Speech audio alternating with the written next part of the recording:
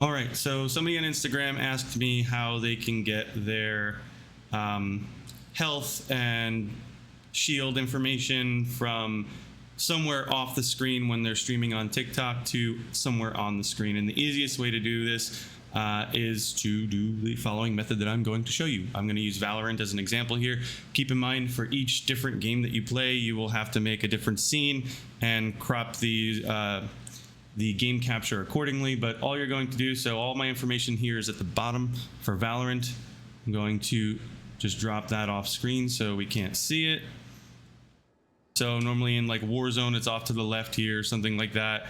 And it's usually cropped out because you want obviously the center of the screen is going to be where all the gameplay is. That information's kind of peripheral off to the side. So it doesn't always show on games like this. With Valorant, and it actually works pretty well. It shows up at the bottom there. But for sake of this video, we're going to just move that off the screen. And what you're going to do is, for each game that you're going to do this for, you might want to make separate scenes. Like I said before, just right click, duplicate. We're going to call this one Valorant. All right.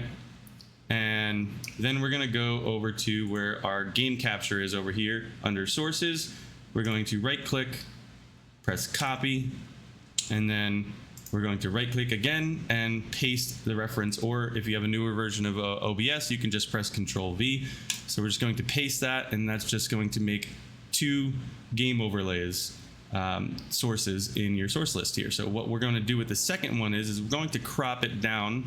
If you press Alt and drag in these little boxes on the side, it'll crop the screen or the source, and we're going to crop it to where we want it.